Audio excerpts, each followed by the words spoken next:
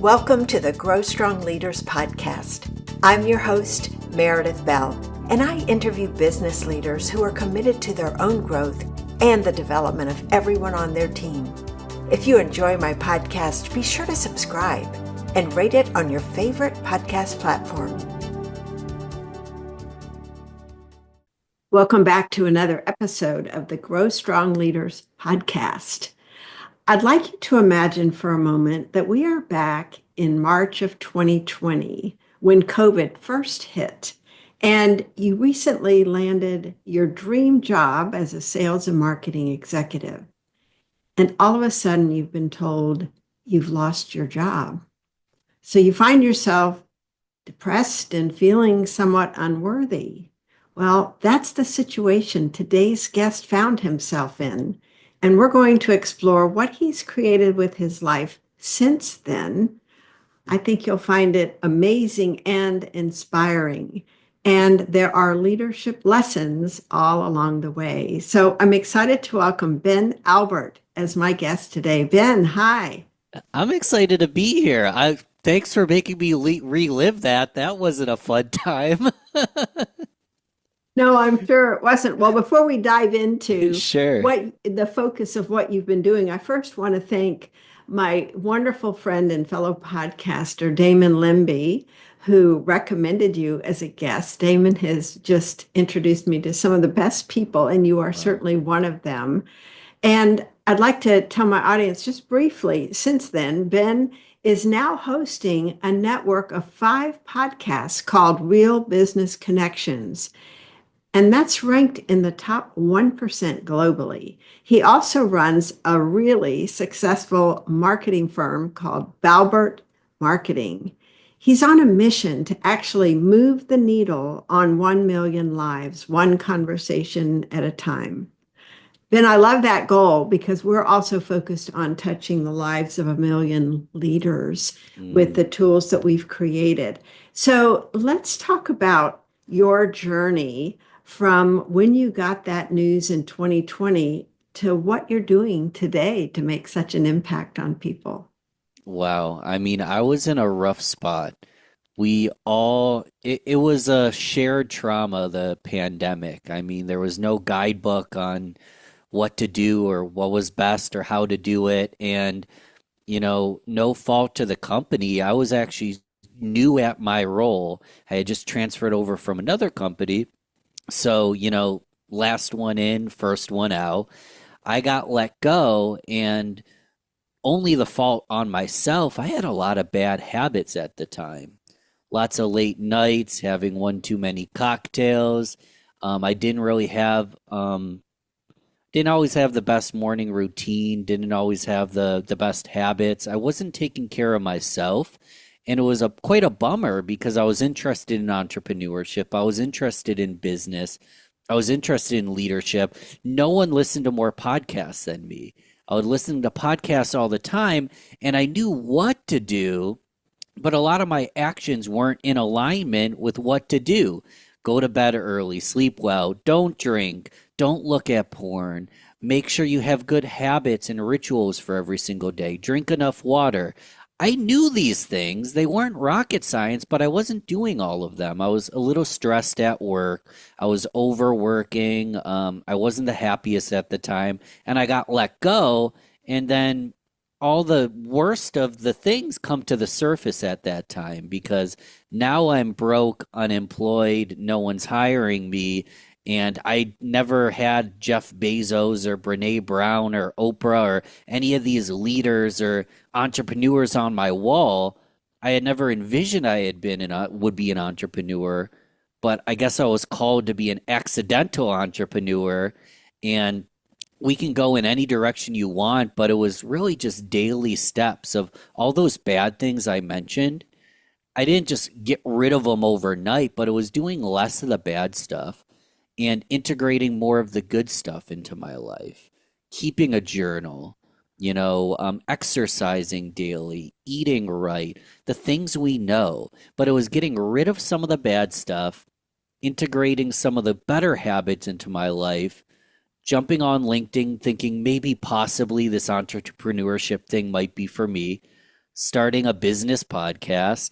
And now I'm sitting here pinching myself because that was in 2020 and I don't know anything different anymore. It's what I get to do with the podcast, conversations like this, the marketing company, the community. That's my life and I'm excited and I wouldn't have it any other way. But if it wasn't for that dark pandemic moment coming to the surface, all those stress and the struggles, and I don't know if where I'd be here today. So I guess that's a silver lining in all the craziness that occurred. Mhm. Well, the thread I'm hearing there from making that shift is you had to do what we think of as self leadership. You didn't have a manager above you saying, do this, do that. You had to figure out some things for yourself along the way to replace that. Talk a little bit about what do you mean by leadership and self leadership and how that would apply to my listeners.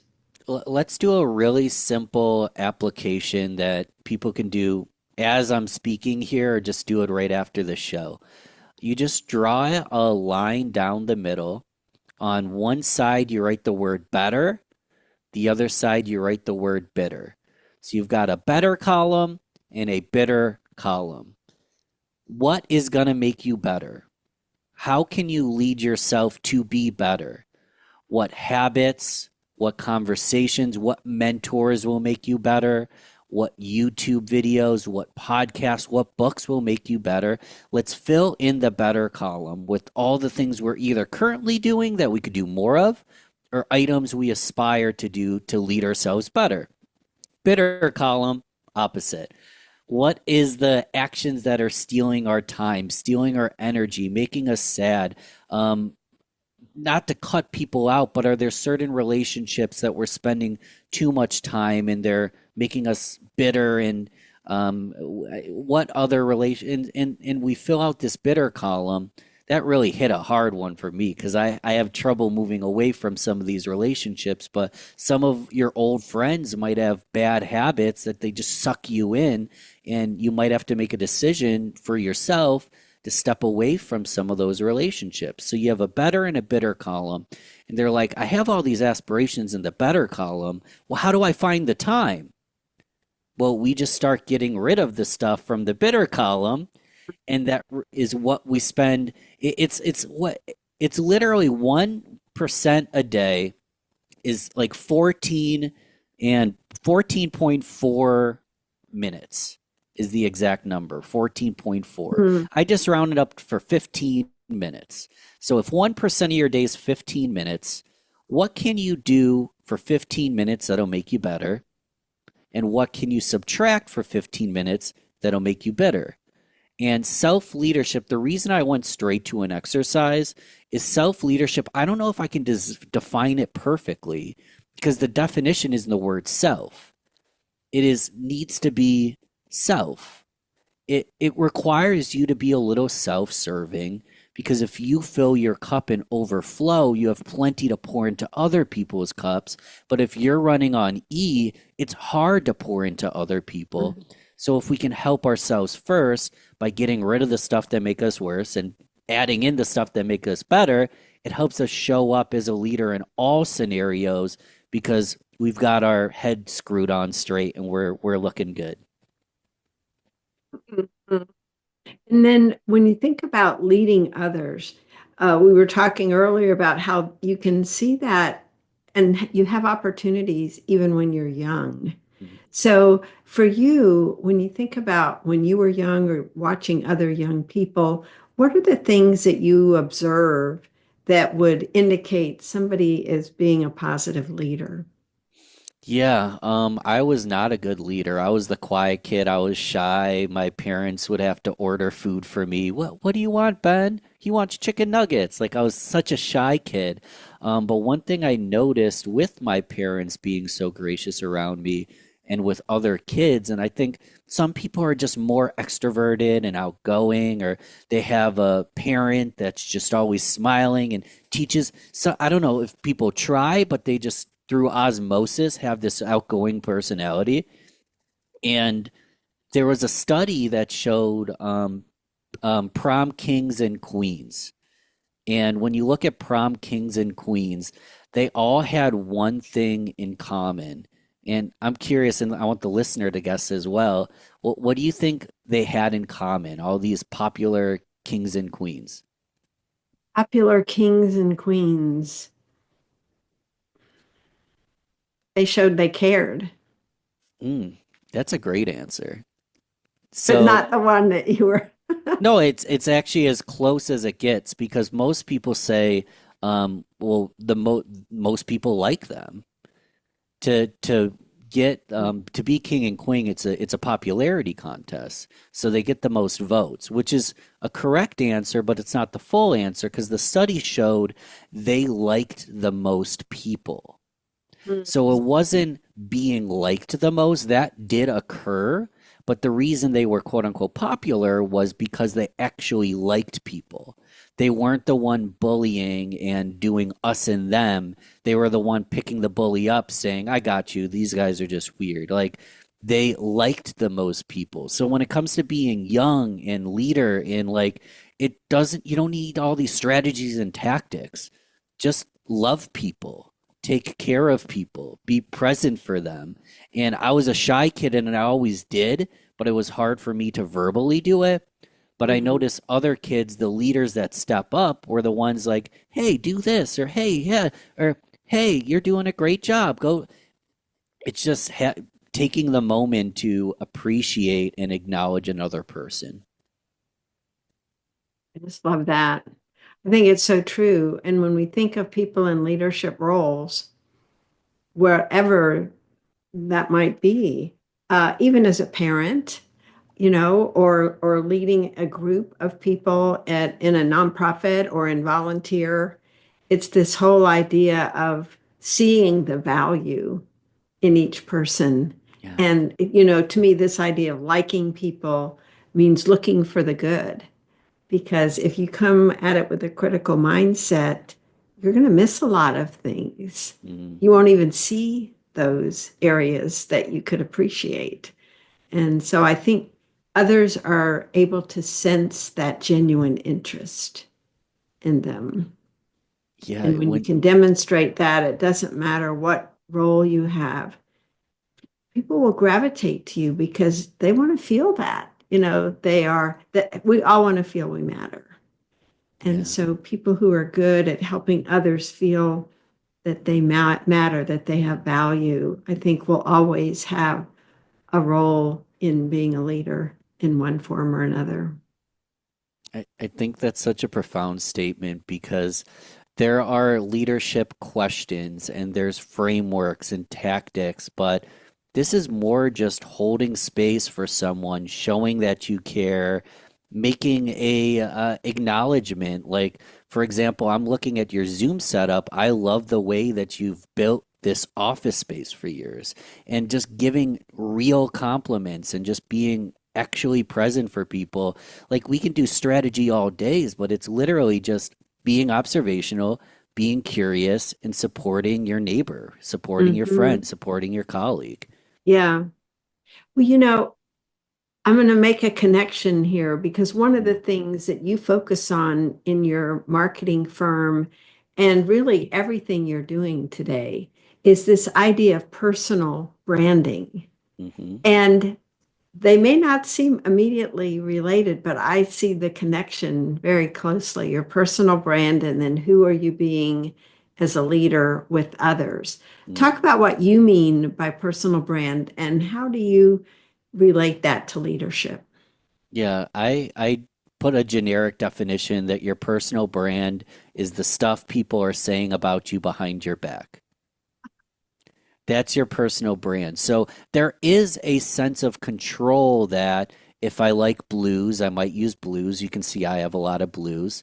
If I like yellows, I might use yellows. If I want to talk about religion and faith, I can. If I want to talk about fitness, I can. I can put out, as a leader, I can put out what I want to be perceived, but at the end of the day, the end user, the person, they get to choose what your personal brand is. You don't get to. If you say that you're diligent and always on time, and you're never on time, there's a misalignment there. If you say you're faith-based, but you make decisions and actions and treat people in a manner that proves that you maybe missed something there, people might have a bad taste in their mouth. So you get to choose how you want to be perceived, but the end person gets to choose truly how they're perceiving you. So your personal brands, I hate to say it, it makes people nervous and like, oh no, it's literally everything you do. Everyone has a brand of some kind because everyone's being perceived in one way or another. So you want to be the one who shows up, over delivers, listens, cares, connects. If you want to be that person, you can be that person, but you need to be that person. Mm, So it's kind of what you choose to be, how you show up and are that human being, and then the rest, the colors, the motto, the mission statement, that facilitates, but it's truly your personal brand is it's hard to explain because it's an essence. It's the soul in everything that you do. mm. So when you're speaking to somebody, whether let's say it's a business owner or a leader leading a team or a company, what's the best way for them to find out what is my current brand? How am I currently being perceived by others? Mm. Ask people. I think it's called a 360. I am not an expert on this, but I think there's like 360 analysis. We've been doing for 30 years So in you our are an expert company on is this. 360 feedback. So not answer that question for me. So talk about 360 feedback because that is a perfect answer to that question. Getting feedback from your peers, right? Mhm. Yeah, well, with 360 feedback, it's the idea that you get feedback from all directions. Got it. From if you are inside an organization, from your boss or your board of directors, if you're the CEO, and people who are peers, and also people who report to you. And you could extend it beyond that to your vendors or your customers, depending on who you want to get input from and what kind of organization you have or you're in. So, yeah, that to me is great. That's a automated way of sending out questionnaires and then getting input from others. And the questions you would ask around that, need to be things that they've observed. Mm, That's one of the key elements of a successful survey is you're not asking people to make assumptions or get inside somebody's head, but you ask questions like listens without interrupting.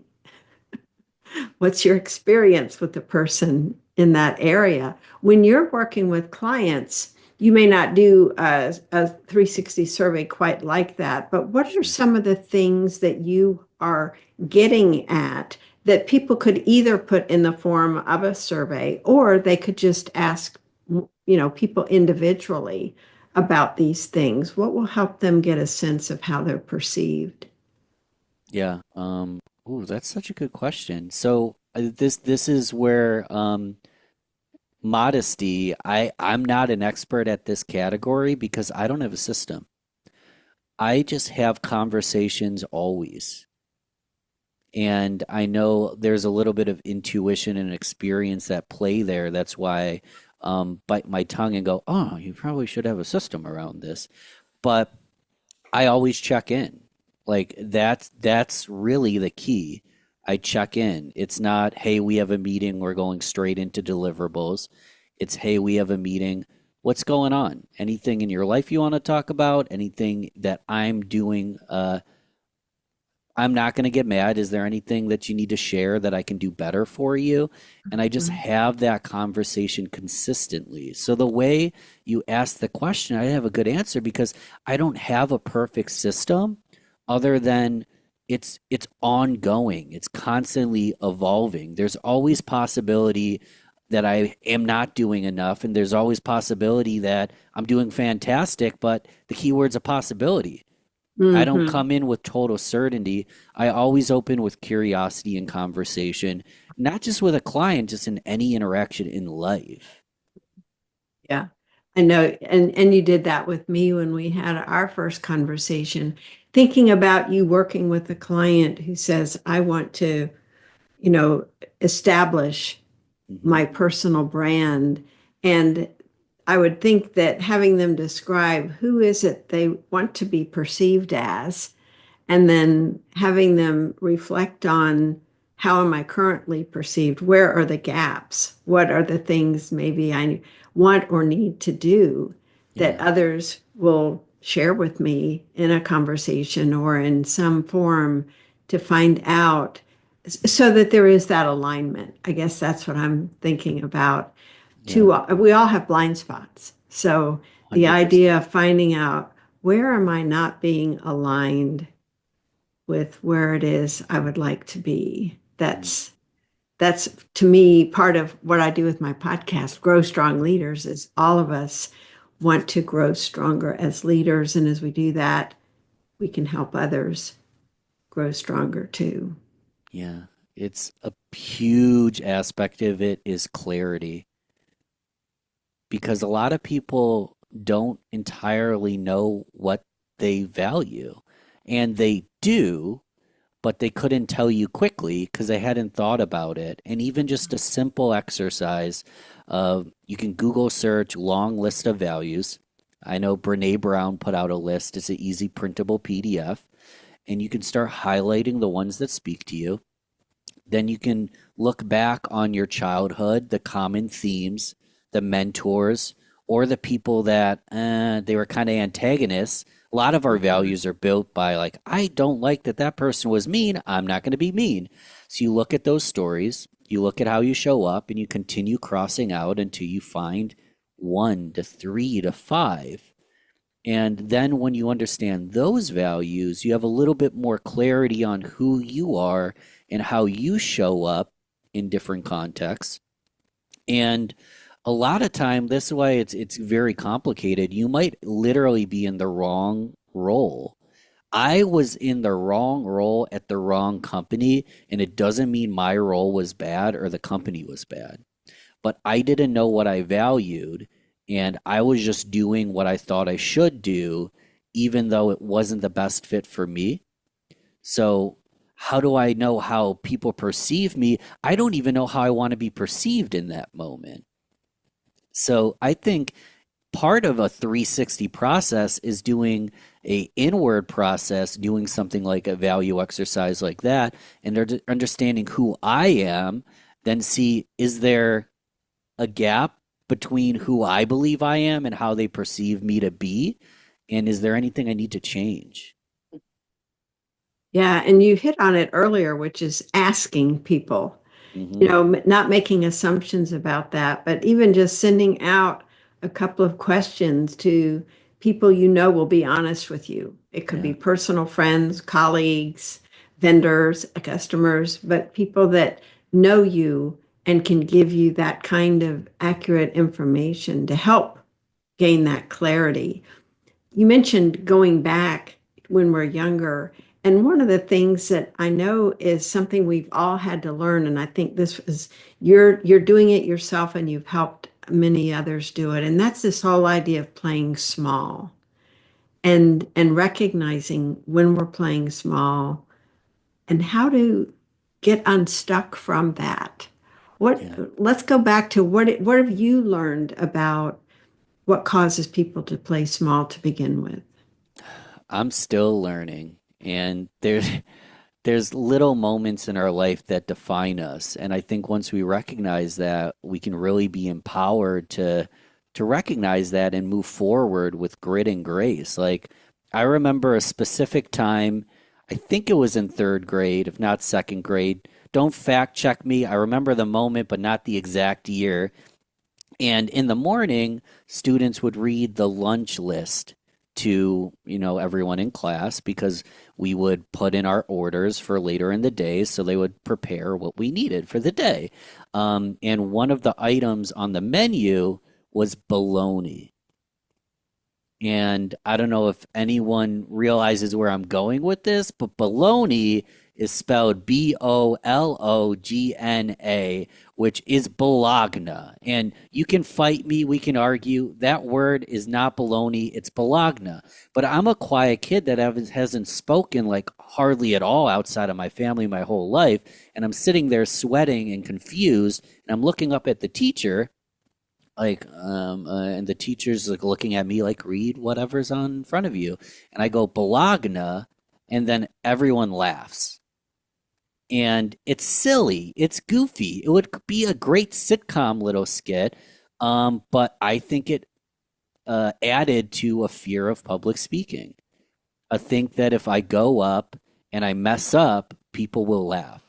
Hmm. And little moments like that hurt us because they dim our light, and we learn that if I get up there and I raise my hand in a boardroom where I feel like someone might not think it's the best opinion, I'm just not going to raise that hand, or I'm not going to volunteer for this, or I'm not going to give the speech. I'm happy to write the speech, but let's have another person present and even get credit for it. And wow, where does it come from? Moments like that. But I think there's beauty in that because we can learn from those. And part of, I didn't totally realize it at the time, but I got a degree and I went to school for communication studies. And probably because I wanted to learn how to communicate better, because I knew what it felt like when I communicated poorly. I knew what it felt like to be the quiet kid. And now I podcast, which is mind blowing. Like, I've said more words in a year than I said in 12 years of my life.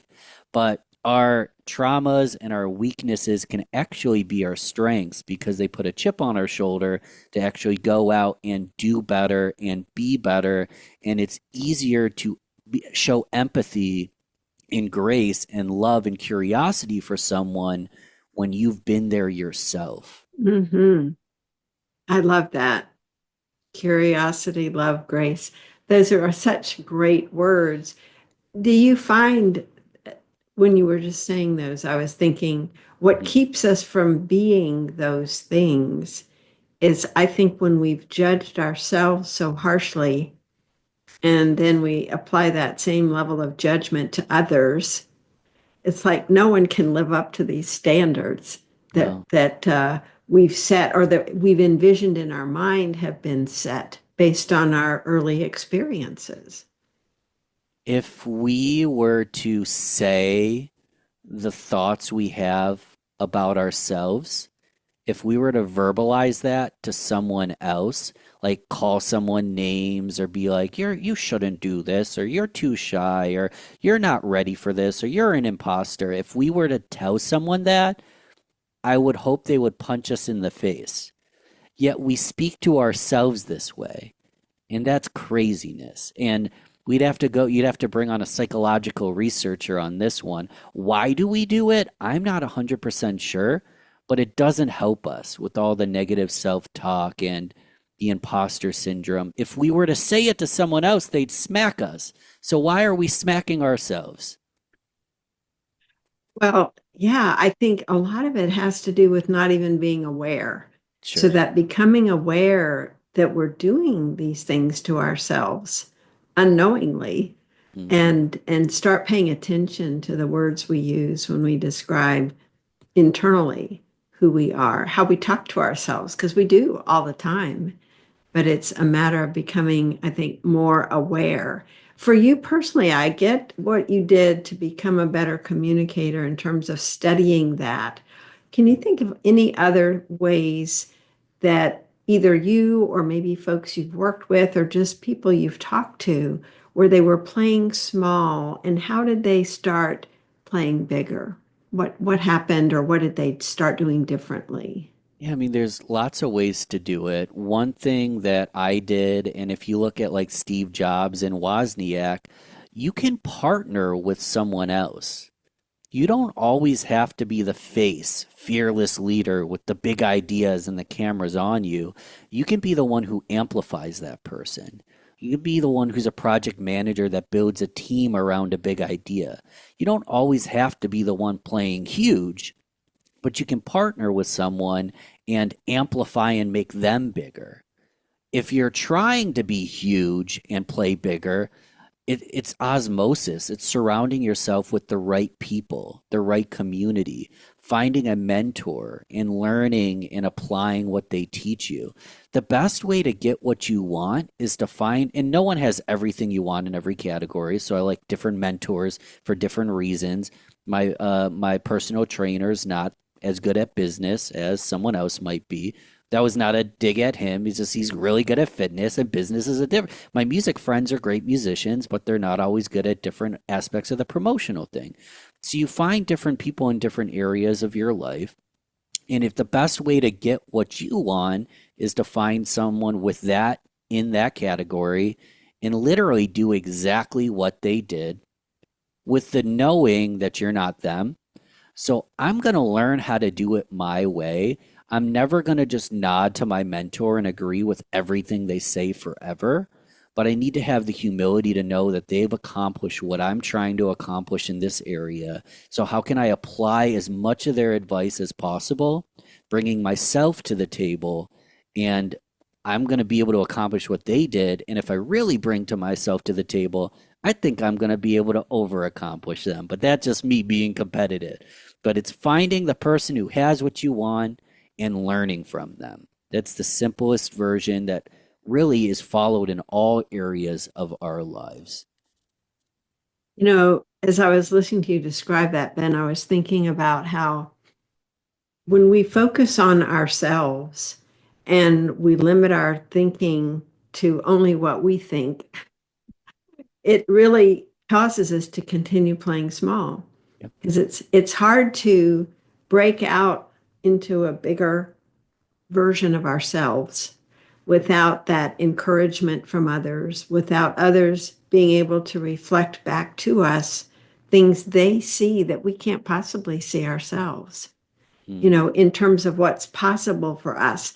And that leads me to this group that you have formed now, the Grow Getters, because I think that that is really doing a lot of what we've just been talking about to get out of playing small, playing bigger. Talk a little bit about what is Grow Getters and why did you set up that community and what is its purpose? Yeah, and I'm rusty on talking about this new edition because we just launched a free community platform forum with live events and trainings. Literally at the time of this recording, we just launched it. Like, I guess it's May, so at the end of last month. Um, so people can go to weallgrowtogether.com, and it's Right? in the words weallgrowtogether.com. So a grow getter is a go getter with a growth mindset. They understand that I'm going to go and get it, but if I run really, really fast in the wrong direction, no harm, no fall, but I'm still going to have to turn around and run back. So if we have a growth mindset and we're a go getter and we know that we all grow together, we surround ourselves with the right kind of people where we can actively work on our leadership, our personal growth, business, marketing, sales, tactical stuff like LinkedIn and AI. The community was built for people that are just interested in that kind of stuff. So, over a year and a half ago, it started with Andrew Biernet and me just putting together free networking events, many of which were for charity. Then it evolved into a private mastermind, and the mastermind's been my focus. And now this community, We All Grow Together, has been launched where there is still a private mastermind for select people, but now everyone, like I think the term "We All Grow Together" should be on T-shirts. Like this is beyond just my mastermind. I think it's just a way of life. Well, you're singing my tune with our company being Grow Strong Leaders. It's just the alignment is so wonderful. And so, with that set up, what is it you're hoping will come out of that in terms of what kind of transformation's a word that's thrown around a lot, but what kind of growth and transformations are you thinking are possible with those based on your experience with the mastermind? Yeah, I mean the world's a better place. I'm not gonna get super detailed or put anyone on blast, but we've all talked to someone that just gave us the ick factor. I don't know. Every human being's a lead, and we need to find a way to manipulate the algorithm to get referrals. And like some of the ways we speak in business and some of our motives are very self-serving. And I actually find that's changing. Every day I meet people that are incredible humans, that are heart-centered, that care about the earth, that care about their clients, that care about the world around them. And I think that should be the commonplace. You don't have to be cutthroat, greedy, rude, mean business professional to move up a corporate ladder or to become a millionaire or to feel like you've done it. You can do both. You can Mhm. accomplish it and with a, heart-centered approach. And I just want that to be the way we do business. It's male and female, like we're all little bits of different things and different ways we approach it, but I have found women do business way better than the average dude. Like we're so uptight, we're so mean to people. Like I want a more loving sort of conversational, communal way of doing business. And I don't think I can do it all alone. So I'm just one human being trying to create ripples where there's just more and more of that approach in the world. Yeah, that's so to me, it makes so much sense as a way of really having long-term relationships that are built on trust. Yeah. Because the other that you were describing, words like transactional came up, pushy sales, Yeah. things that are real turnoffs to folks, when really what we all want and need are genuine connections with other human beings. And it sounds like that's the kind of community you've built in your mastermind and are also looking at building with this new group as well. Yeah. And I take credit when someone's like you but it isn't me. It's it's everyone involved. The best call, and this is in anything, like I'd rather listen. Talking this much honestly irritates me. I like to learn. I like it to be a conversation.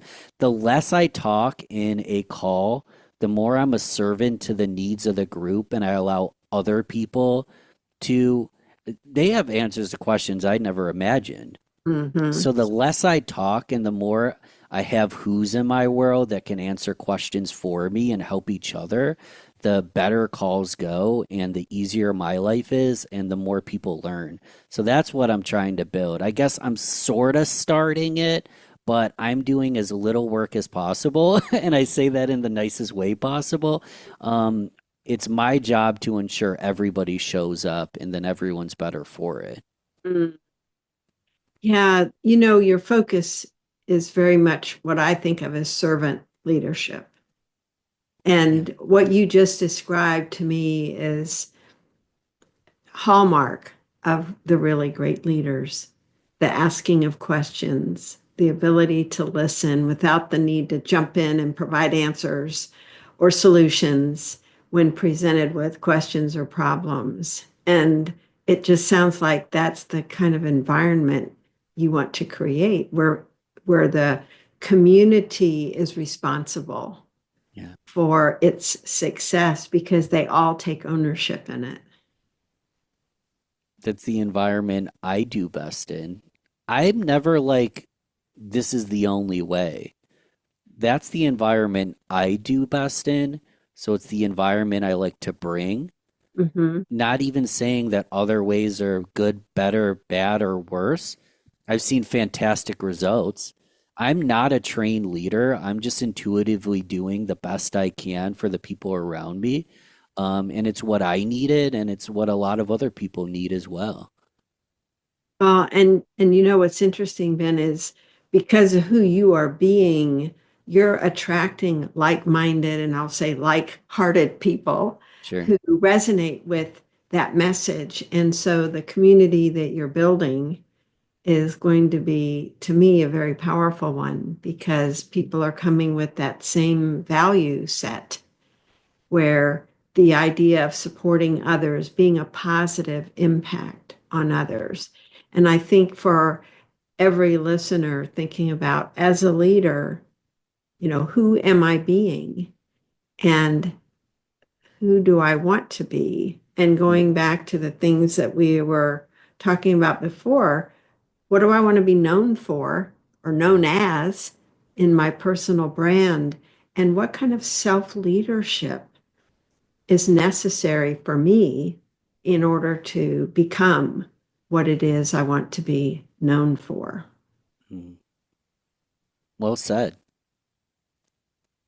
Summarizing what I feel, we've really focused on in our conversation, and I love who you are, Ben, and what you're doing. I just think it's such a service, having a positive impact on each person you talk to, because you value each conversation and each individual, and then having a larger impact by creating a mastermind first and now this larger community. I just think the energy you and the group will be putting out there is going to be wonderful. And so talk a little bit about how people can connect with you. I know, Real Business Connections is one of your key brands, and you are such a genuine connector. So how can people connect with you, learn more about this community that you're forming, and anything else about your work you'd like them to know? Yeah, I mean, first and foremost, you're a fantastic leader. The show's amazing. And I want to tell whoever's listening, if they aren't always a subscriber, which I'm sure a ton of them already are, to subscribe if they can, whatever app they're on. Click 5 stars. If there's a comment or review section, leave a comment, leave a review. Super bonus points if you take a screenshot and send it to someone. But show some love here because you indicated it. My podcast is Real Business Connections. You can find that wherever you found this. Just type in the words Real Business Connections or Google it. Show 5 stars here first, then type in Real Business Connections wherever you found this. And if you want to be more than just listening to the podcast, which is quite all right, and you want to join the conversation, then I would go to weallgrowtogether.com, and then you can join the conversation with other growth-minded leaders like yourself. Great. And you're very active on LinkedIn, right, Ben? Is that your main social platform? It's the big one. I post on Instagram. I'm posting places, but LinkedIn's kind of like my home base. I closed the tab for this interview, but I have it open all the time. Same way. That's my favorite as well. Yeah. Well, to my listeners, I highly recommend that you do subscribe to Ben's podcast. I'd love it for you to rate and review mine and his as you listen to his. And Ben, thank you again for joining me today. It's been such a pleasure to explore this whole idea of real connections and what we can do to form relationships where we deliver great value to others and we receive value in return. Thanks again. Thanks for making it possible. Thanks for tuning into my podcast. Now head over to growstrongleaders.com and check out the powerful tools we've created to help leaders strengthen their character and communication skills. Until next time, I'm Meredith Bell.